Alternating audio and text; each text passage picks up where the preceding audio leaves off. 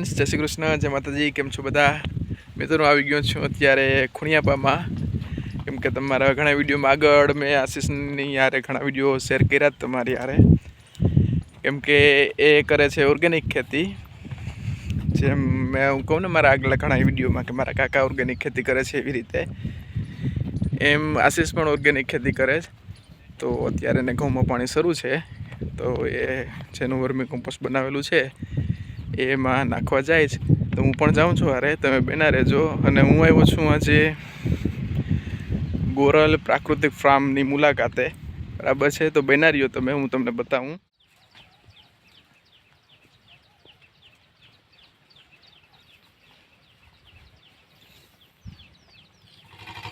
Friends, તો હું આવ્યો છું અત્યારે આશીષભાઈ ત્યાં, જે ઓર્ગેનિક ખેતી કરે. આ એમનું જે અળસિયાનું બનાવેલું છે એ ખાતર છે. આશીષભાઈ ટાણે ભરે છે એમાંથી.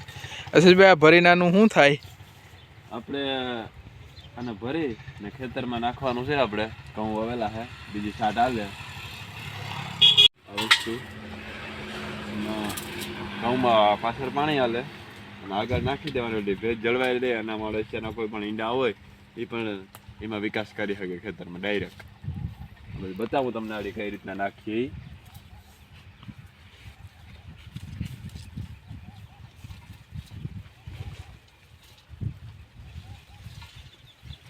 જો તમે કઈ રીતના બની ગઈ વસ્તુ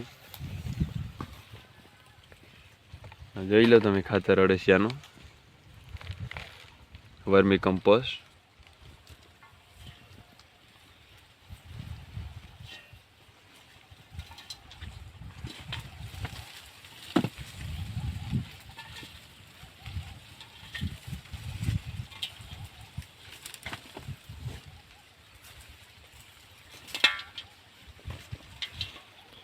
ને મિત્રો, આશીષ સારે ગાય આધારિત ખેતી પણ કરે છે. કેમ કે આ બધી વસ્તુ છે એ ગાય આધારિત ખેતીમાં આવે. અને આગળ ગાયો પણ ઘણી છે. થોડીક આ બાજુ બાંધી છે. હજી બપોરનો ટાઈમ છે પાણી પાવાનો, એટલે જે એના ભાઈ છે રામભાઈ પાઈ અને છાંયે લે જ બધા ઢોરને. આ ખાઈ પાણી પી પીને આ બાજુ આવી જાય. એટલે ભાઈનું ઓર્ગેનિક ખેતી છે, એનું ફાર્મ છે ગોરલ પ્રાકૃતિક ફાર્મ, એનું નામ છે. આવો ક્યારેક આ બાજુ કંકાસા તો વિઝિટ કરજો. આ રહ્યું આગળ જાય છે આશીષભાઈ. એના હાથમાં છે એમનું ઓર્ગેનિક ખાતર બનાવેલું છે અળસિયાનું. આ એના ઘઉં છે.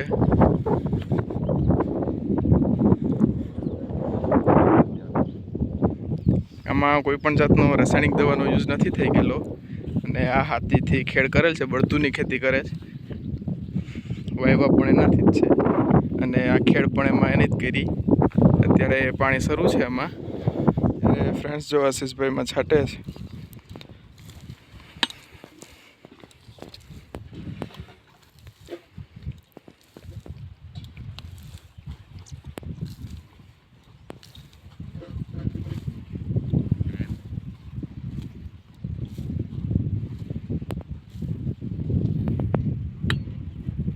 હારે છાંટવાનું કામ શરૂ છે અને પાછળ પાણી પણ પાય છે.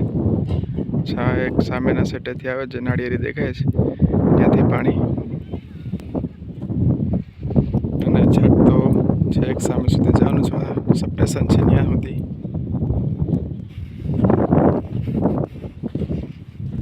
અહીંયા મિત્રો તમે જોઈ શકો છો કે જે આટલું પડ્યું છે આ બધું એક પ્રકારે ઘઉંમાં ખાતરનું કામ કરે છે. આપણે જે રીતે યુરિયા છાંટીએ એવી રીતે આમાં જે ઓર્ગેનિક ખેતી કરે છે ભાઈ, એમાં એ રીતનું છાંટવાનું આવે.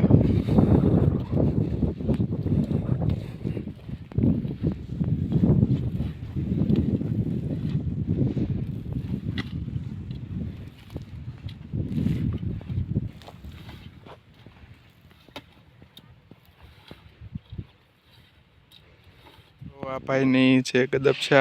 1 2 3 4 ને 5 ક્યારા. એ પણ ઓર્ગેનિક છે. 5 અહીંયા છે ને 4 ઓલી સાઈડ છે નીચેના ભાગમાં. કેમ કે જે ગાય આધારિત ખેતી કરે છે તો એમાં ગાયોને હારી નીણ મળે, દવા વગરની મળે તો ફાયદો રહે. એટલા માટે પાછું એ દૂધ છે એ આગળ પ્રોસેસમાં લઈ જાય તો પણ એ પણ શુદ્ધ રહે. કેમ કે એનું ઘી છે, દૂધ છે, માખણ આગળ જે દૂધની બધી પ્રોડક્ટ છે એમાં વાંધો ન આવે એટલા માટે નીણ પણ સારી દેહી. ને સામેની બાજુ શાકભાજી ભાઈ એ ઓર્ગેનિક છે. ટૂંકમાં બધી વસ્તુ જે કંઈ છે આખી ઓર્ગેનિક છે અને ટૂંકમાં કુદરતી નેચરલી ગ્રો થાય એવી રીતની છે. કોઈ ફર્ટિલાઇઝર્સ કે રાસાયણિક દવાનો યુઝ નથી.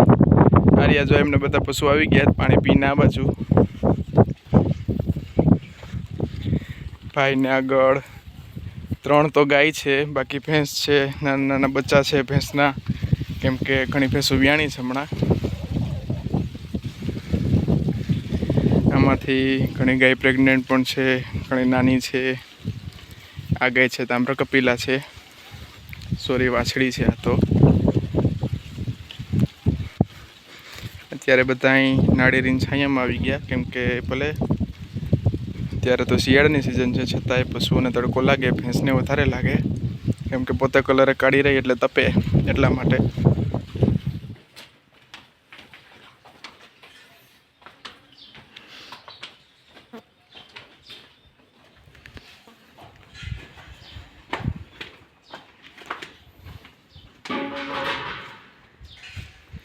આ મિત્રો આશીષને ત્યાં ભેંસ વ્યાણી છે, બધા એના બચ્ચા છે. 3 મેલ કાપ છે. આગળ પાછળ છે, આ મોટો છે તે પછી ઓલો અને સૌથી નાનો આ છે. કેમેરાથી છેટો ભાગે.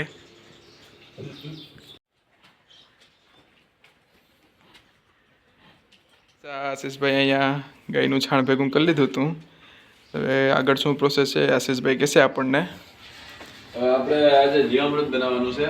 હવે જીવામૃતમાં ગાયના છાણનો કઈ રીતના ઉપયોગ કરવાનો છે અને કેટલો ઉપયોગ કરવાનો છે એ તમને હમણાં બતાવું કઈ રીતના જીવામૃત બને એ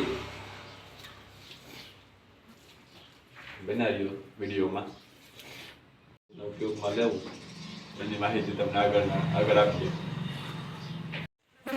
ફ્રેન્ડ્સ, આ આશીષે અહીંયા ઘણા સમયથી ગૌમૂત્ર ભેગું કરે, લગભગ 25 લીટર જેટલું ભર્યું છે. આ બ્લુ કેન છે એ હવે એમાં ટ્રાન્સફર કરે છે.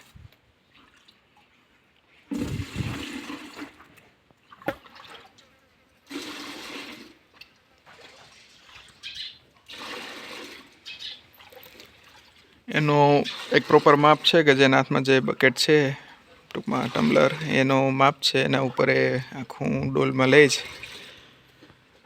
આગળ આપણે પૂછશું શું માપમાં છે, કેમ છે બધું, કેમ કે બનાવશે અત્યારે ભાઈ હમણાં જીવામૃત.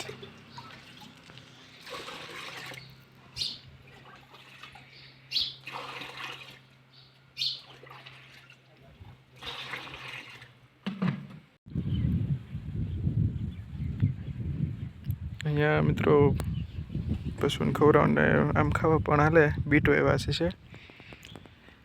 આગળની બાજુ ધાણા છે, મેથી છે અને આ એના ઘઉં છે.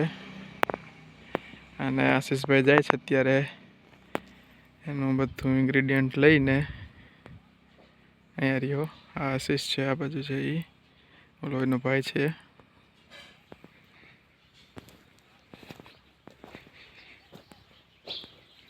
આખા એના ઘઉં છેક સામે સુધીના.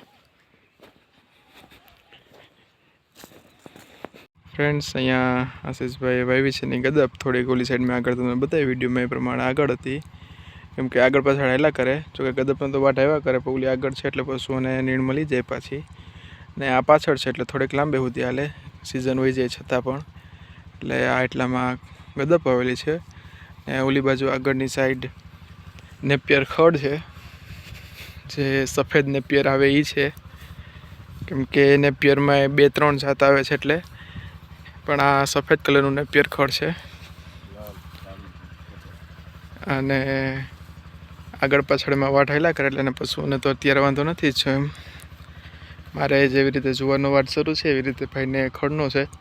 આગળ પાછળ ગદબ છે એટલે વાંધો નહીં આવે. અને ભાઈ આગળ નાળિયેરી એ વાવી, એ પણ સારામાં સારી છે. એમાં લીંબુ હારી આવી, હું તમને બતાવું. બાકી હવે અત્યારે બનાવશે હમણાં જીવામૃત, તો તમે બના રહ્યો, હું તમને બતાવું. એમાં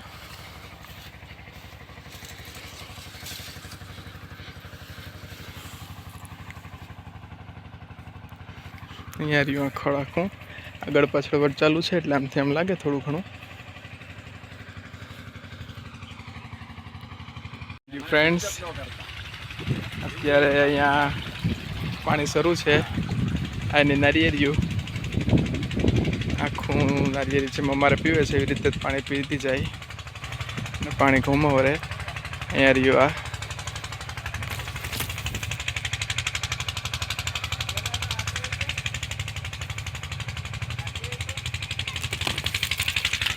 હવે અહીંયા આગળ કંઈ નેપિયર ખડો સોરી આ બનાવવાનું છે.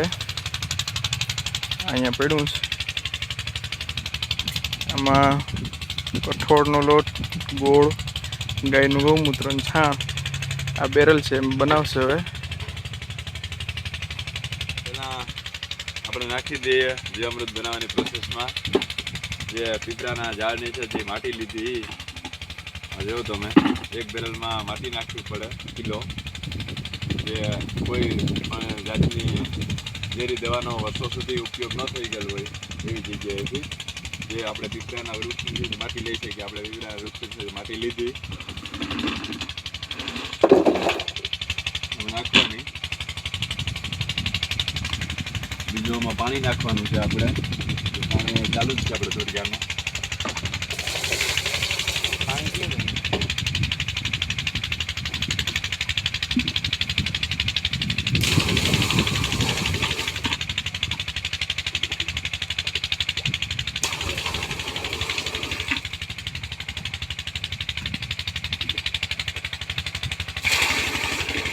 આપણે એમાં નાખી દઈએ ગૌમૂત્ર.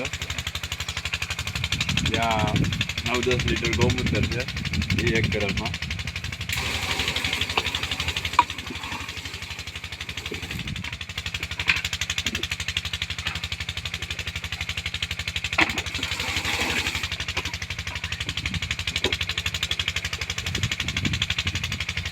બીજો નાખવાનો છે આપણે કઠોળનો લોટ.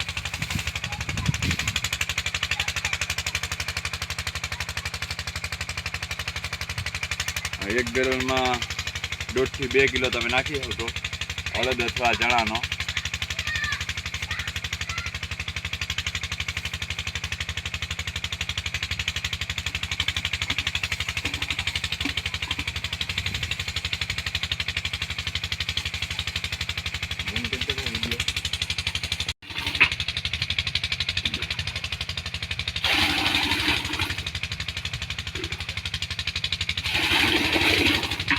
આપણે નાખીએ ગોળ. 1.5 થી 2 કિલો એક ડ્રમમાં 200 લીટરના ડ્રમમાં તમે 1.5 થી 2 કિલો ગોળ નાખવાનો હોય. આપણે એ કઈ રીતના નાખવો એ બતાવો.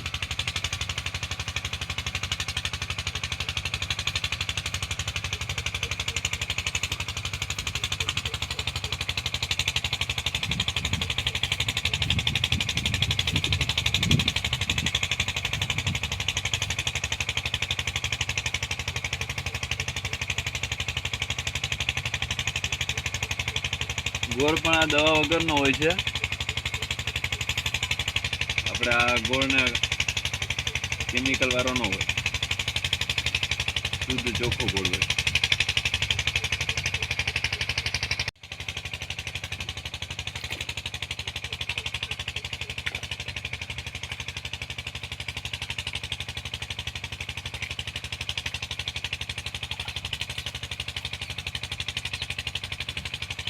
ગોળ એ આપણો એક નંબર જ છે. તો થોડું ઘી હોય ને ખાવા પી ગયા હોય તો અહીંયા હાલે બપોર ના. એમાં સાચી વાત છે ભાઈની.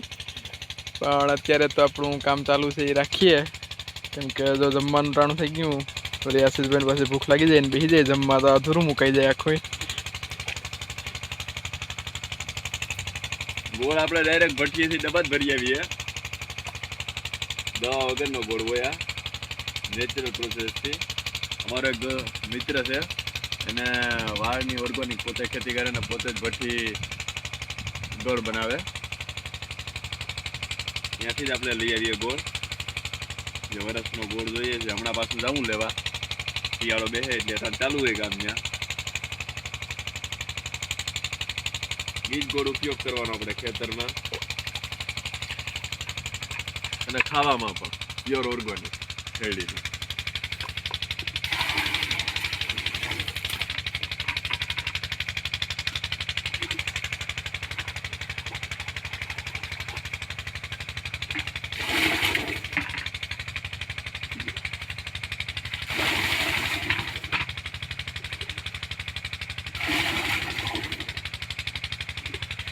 હવે આપણે છાણને આમાં ડોવા નાખવાનું છે. પેલા આમાં કોઈ છાણમાં મોટા ગાંગડી વાળું છાણું હોય તો એને પણ ભૂકો કરી એકદમ પાણીમાં થોડું કરી અને નાખી દેવાનું, જેથી કરીને બેક્ટેરિયા વહેલા એમાં ગ્રો થાય સરખી રીતે, કેમ કે જે ભાઈ નાખ્યું એ બધું બેક્ટેરિયા ગ્રો કરવા માટે અને એનો ખોરાક છે કે જે ખાઈને વધારે મોટા થાય, સારી રીતે ગ્રો કરે તો ખેતરમાં સારું ઉત્પાદન મળે, ખેતરની ફળદ્રુપતા વધારે, એટલા માટે છે આ.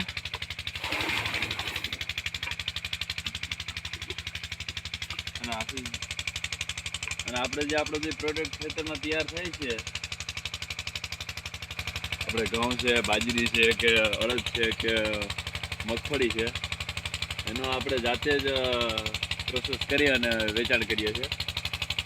જે આપણે આગળ હમણાં મગફળીનું વાવેતર હતું તો મગફળી તૈયાર થઈ ગઈ અને મગફળી આપણે તેલ કાઢી જે ગોળ સિંગ તેલ છે એને આપણે ડબ્બા કરી અને આપણે ખુદ વેચીએ છીએ. જો એ તમારું ઓર્ગેનિક ખેતરમાંથી બનાવેલી ટૂંકમાં પાકેલી જે મગફળી છે એનું જે તેલ છે એ તમારે જોતું હોય તો ભાઈના નંબર તમને સ્ક્રીન ઉપર મળશે. જો કે આ દેખાતા જ હશે, એમાં તમે ફોન કરીને તમારો ઓર્ડર લખાવી શકો છો. એ તમને સારી ક્વોલિટીનું તેલ, સિંગ તેલ મળશે એમની આગળથી.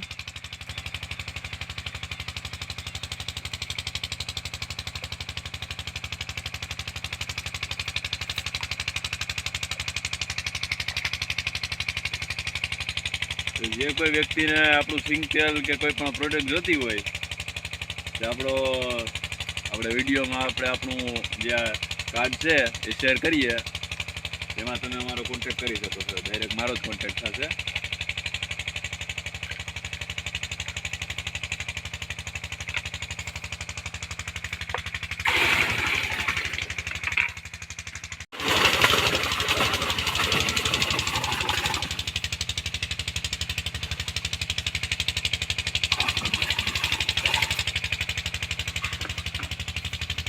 હવે આમ બધી વસ્તુ નખાઈ ગઈ.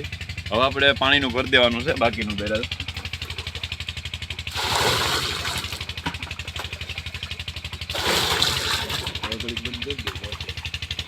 હવે મિત્રો આજે આખો બેચ બન્યો છે, 200 લીટર પાણીની અંદર છે. જે વસ્તુ ભાઈ તમને કીધી એ પ્રમાણે માપ ઉપર ઇનકેસ તમારે જો કોઈ પણ ઓર્ગેનિક ખેતી કરે જ ભાઈ, તમારે કંઈ પણ જાણકારી જોતી હોય તો એ ભાઈને ફોન કરી શકો છો. વધારે પડતો સવારે 9 વાગે ફોન કરો, કેમ કે આગળ એમને પશુઓ ઘણા છે એટલે પશુઓને દોવામાં ટાઈમ જતો હોય ત્યારે ફોન ન ઉપાડે. અને સાંજે 5 વાગ્યા પછી ન કરવો, કેમ કે ત્યારે પશુઓને દોવાનો ટાઈમ છે. બાકી તમે ગમે ત્યારે ફોન કરો, ભાઈ તમને એનો જવાબ આપશે. હવે ફ્રેન્ડ્સ, આ કમ્પ્લીટ ભરાઈ ગયું પાણીનું, કેમ કે થોડુંક અધૂરું રાખવું પડે, નકર પાછું છે એની પ્રોસેસ થઈને થોડુંક લેવલ ઊંચું આવે છે એનું. અને હવે એને થોડુંક હલાવી નાખે એટલે બધું સરખી રીતે પાણીમાં મિક્સ થઈ જાય.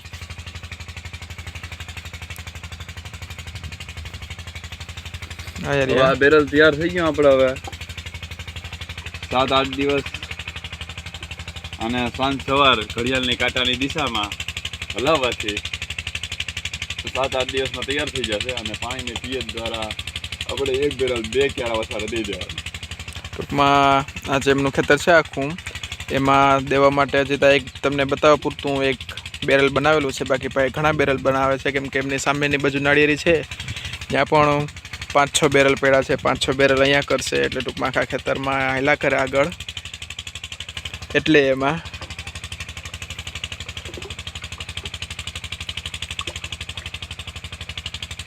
આ રીતના હલાવી અને એક સાફ કપડું મદદથી આને ઢાંકી દેવાનું. સાંજ સવાર ખોલવાનું, હલાવી પાછું બંધ કરી દેવાનું, જેથી કરીને બીજો કોઈ કચરો આમાં ન પડી શકે. અને પાવાનું હોય ત્યારે પાણીની સાથે જ આપણે નળ મેલી ને પાઈ દેવાનું. અને ઘઉંમાં અમે આને 4 થી 5 ફેરી પાઈ દઈએ પાણી જોડે. પણ આમાં બેરલ આપણી પાસે 10 બેરલ છે તો 10 બેરલને બનાવી ને 4-5 ફેરી પાઈ દેવાના. આખા ખેતરમાં 4 ફેરી આનો રાઉન્ડ આપી દેવાનો જીવામૃતનો. અને આપણે ગૌ કૃપા પણ બનાવીએ, એ પણ વિડીયોમાં તમને બતાવશું. બીજું આપણી પાસે ઘણી વસ્તુ છે બનાવવાની, એ પણ તમને બતાવશું. અર્ક બનાવીએ જે આપણે હમણાં એક નવું લઈ આવ્યા, એ પણ તમને બતાવશું આગળના વિડીયોમાં.